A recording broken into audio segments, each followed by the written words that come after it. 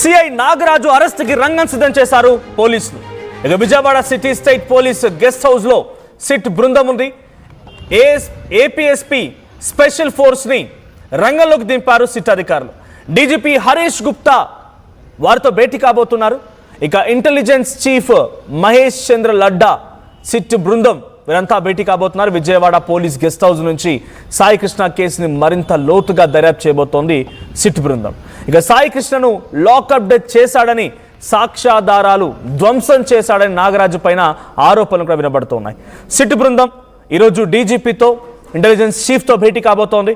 దానికోసం ఒక ప్రత్యేకమైనటువంటి గెస్ట్ హౌస్ని కూడా స్పాట్గా ఎంచుకున్నారు. అక్కడి నుంచే ప్రతి అడుగడుగుని గమనిస్తూ ఉన్నారు. నిశ్చితంగా ప్రతి ఆధారాన్ని అక్కడి నుంచి కలెక్ట్ చేస్తూ ఇక్కడ ఈ ఆఫీస్గా వాళ్ళు మూవ్మెంట్ కొనసాగిస్తున్నారు. ఏపీఎస్పీ స్పెషల్ ఫోర్స్ని రంగంలోకి దింపారు సిట్ అధికారులు. ఇక డీజీపీ హరీష్ గుప్తా, అటు మహేష్ చంద్ర లడ్డాతో కూడా భేటీ కాబోతున్నారు ఈ సిట్ బృందం చీఫ్ ఐజీ రవిప్రకాష్తో ఇప్పుడు ఈ డీజీపీ కానీ తర్వాత ఏపీఎస్పీ స్పెషల్ ఫోర్స్ చేసేటువంటి ఆ ఇన్వెస్టిగేషన్కి సంబంధించిన అంశాలపైన హరీష్ గుప్తాతో ఆయన చర్చించబోతున్నారు. ఇక Vijayawada city state police guest హౌస్లో ఈ సిట్ బృందం భేటీ కాబోతోంది. సో అయితే పూర్తి ఆధారాలని ధ్వంసం చేశారు అనే రకంగా కూడా ఆరోపణలు వినబడుతున్నాయి నాగరాజు పైన. డీటెయిల్డ్ అప్డేట్స్, అసలు ఏం జరిగింది ఇప్పటివరకు, సిట్ ఏర్పాటు నుంచి ఇప్పటివరకు జరిగినటువంటి పరిణామాలు ఏంటి, ఈరోజు ఆ డీజీపీతో భేటీని ఏ రకంగా ఉత్కంఠ సంతరించుకుంది, మరిన్ని అప్డేట్స్ మా ప్రతినిధి ఏపీ ఇన్పుట్ కృష్ణమోహన్ లైవ్ లో అందిస్తారు. కృష్ణమోహన్, ఎటువంటి అప్డేట్స్ ఉన్నాయి సిటీ ఏర్పడినటువంటి నుంచి ఇప్పటివరకు? ఎటువంటి కీలకమైన సమాచారాన్ని సిట్ రాబట్టగలిగింది? డీజీపీతో భేటీలో ఎటువంటి అంశాలు చర్చకు రాబోతున్నాయి?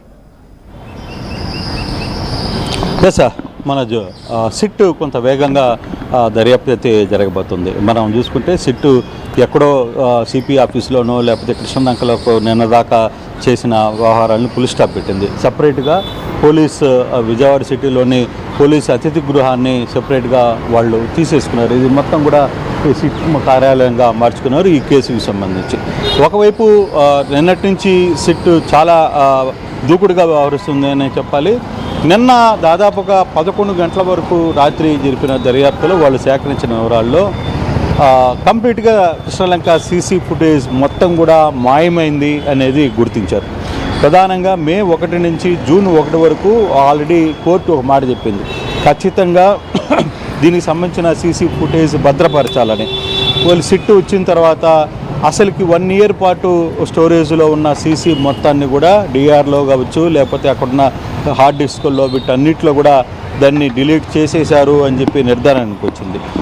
ఇది ఎలా నిర్ధారణ చేశారు? మామూలుగా సుప్రీంకోర్టు ఆదేశాల మేరకు పోలీస్ స్టేషన్లలో సీసీ ఫుటేజ్ 18 నెలల పాటు ఉండాలి అనేది ఒక గైడ్లైన్స్. ఖచ్చితంగా 18 నెలల పాటు ఏ సిడిఆర్ అయినా లేకపోతే దానికి సంబంధించిన డేటా అయినా ఉంచాలి అనేది ఒక గైడ్లైన్స్. కానీ ఈ గైడ్లైన్స్ని వీళ్ళు ఇక్కడ పూర్తిగా కూడా కృష్ణలంక పోలీసులు తుంగలో తొక్కేశారు అనేది చాలా క్లియర్గా ఒక పిక్చర్ అయితే వచ్చింది.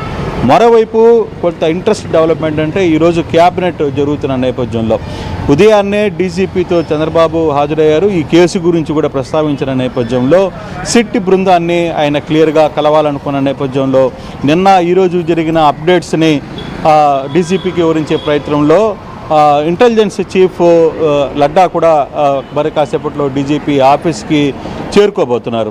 ఇక్కడి నుంచి ఇందాకనే నయీం అజ్మీ కావచ్చు, ఇంకొక ఎస్పీలు, ఇతర అధికారులు ఇక్కడి నుంచి డీజీపీ ఆఫీస్కి బయలుదేరారు.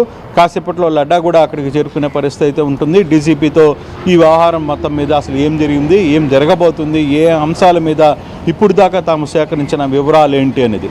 మరోవైపు చూసుకుంటే నాగరాజు ఇంటి దగ్గరికి చాలామందిని పోలీసులు కూడా డిప్లాయ్ చేస్తున్న పరిస్థితి. అక్కడ స్పెషల్ టీమును కూడా అక్కడికి రంగంలో దించుతున్నారు. ఆ టైంకి కూడా ఇక్కడి నుంచి ఆదేశాలు ఇందాకనే వచ్చాయి. సో ఆదేశాలతో అక్కడ కొంత టీము నాగరాజు ఇంటికి వెళ్ళే ప్రయత్నం అయితే చేస్తున్నారు.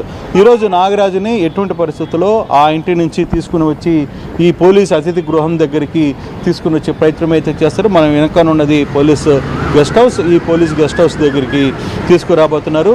ఇందాక నుంచి కొన్ని టీమ్స్ని ఎక్కడికక్కడ మార్నింగ్ నుంచి అధికారులు డిప్లాయ్ చేశారు. ఒకరు నాగరాజు ఇంటి దగ్గరికి, కొందరిని ఇంకో ప్లేస్కి, కొందరిని శ్మశాన వాటికి, మెయిన్ ఎవరైతే ఎస్పీగా ఉన్నారో లేకపోతే ఐజీలు ఉన్నారో వీళ్ళందరూ గెస్ట్ హౌస్ డీజీపీ కార్యాలయానికి వెళ్ళిపోయారు. సో మరి కాసేపట్లో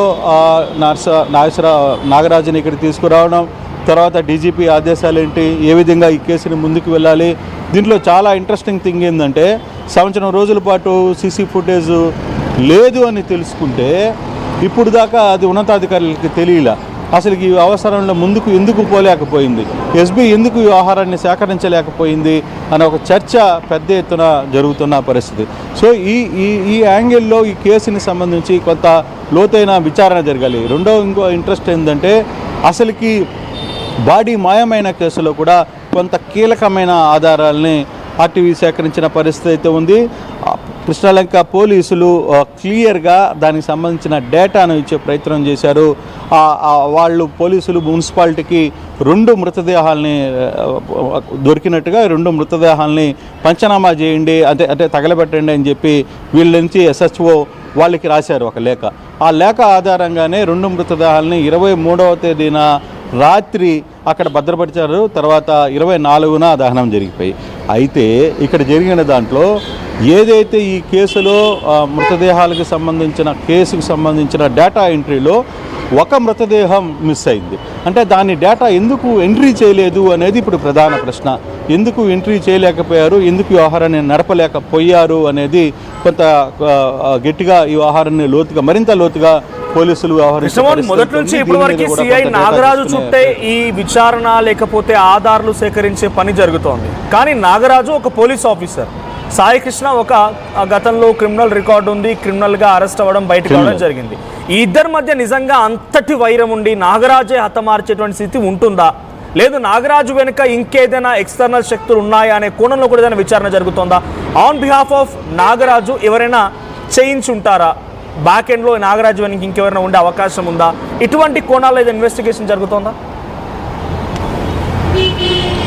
డెఫినెట్గా ఆ కోణాల్లో కూడా ఇన్వెస్టిగేషన్ అయితే జరుగుతుంది. ఇది కేవలం నాగరాజు ఒక్కడే తన సొంతం మీద వేసుకోవాలని ఒక ప్రయత్నం చేసినా దీంట్లో దాదాపుగా 11 మంది రోల్ ఉంది అనేది ఒక చర్చ.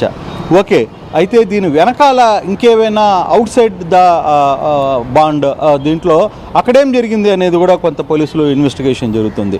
ఆ కేసుకు సంబంధించిన వ్యవహారంలో ఏదైనా ల్యాండ్ డీలింగ్స్ జరిగాయా, లేకపోతే ఇంకేమైనా ఇష్యూస్ జరిగాయా, ఈ కేసుకి సంబంధించి మొదటి నుంచి ఫాలోఅప్ చేస్తున్న తర్వాత దీంట్లో ఎవరి ఆదేశాల మేరకు అతన్ని మామూలుగా ఎవరైనా ఒక కేసును కానీ తీసుకుని వస్తే, ఒక దొంగనో లేకపోతే ఒక మర్డరిస్టునో ఇంకొకరినో తీసుకుని వస్తే, ఒక రేపిస్టునో తీసుకుని వస్తే పోలీసులు ఇవ్వాల్సిన కోటింగ్ ఇస్తారు. దాంట్లో ఏం నో డౌట్. ఎందుకంటే మరింత వివరాలు తెలుసుకోవాలి కాబట్టి ఏం చేశాడు అంటే దయ్యం వదలాలంటే బెత్తం పట్టుకోవాల్సిన పరిస్థితి. కానీ పోలీసులు కూడా అటువంటి పరిస్థితులు చేస్తారు. కానీ ఇన్ని రోజులు 10 రోజులు 15 రోజుల పాటు పోలీస్ స్టేషన్లో పెట్టి చిత్రహింసలకు గురి చేసి చనిపోయిన తర్వాత చనిపోక ముందు కనీసం సీసీ ఫుటేజ్ను కూడా అక్కడ లేకుండా చేశారు అంటే ఇది ఒక ప్లాన్ ప్రకారం జరిగింది. దీనికి ముందు ఒక ఎందుకు అంటే మామూలుగా ఈ కేసులో ఏవైనా సాక్ష్యాధారాలని మామూలుగా చనిపోవడం కంటే కూడా సాక్ష్యాధారాలను మాయం చేయడం అనేది చాలా పెద్ద క్రిమినల్, పెద్ద కేసు అవుతుంది. ఆ యాంగిల్లో పోలీసులు ఇప్పుడు చూడాల్సిన పరిస్థితి వస్తుంది. ఎందుకంటే మామూలుగా ఒక మన జనరల్గా ఏదైనా ఒక ఇన్సిడెంట్, ఒక హత్యో ఒక గాయమో లేకపోతే ఇంకొకటో జరిగిన తర్వాత ఎఫ్ఐఆర్ కడతారు. కానీ ఈ కేసులో ముందు ఎఫ్ఐఆర్ కట్టారు, బాడీ లేదు, బాడీ ఎక్కడుందో తెలీదు, అయినా ముందు ఎఫ్ఐఆర్ కట్టారు. మామూలుగా మృతదేహం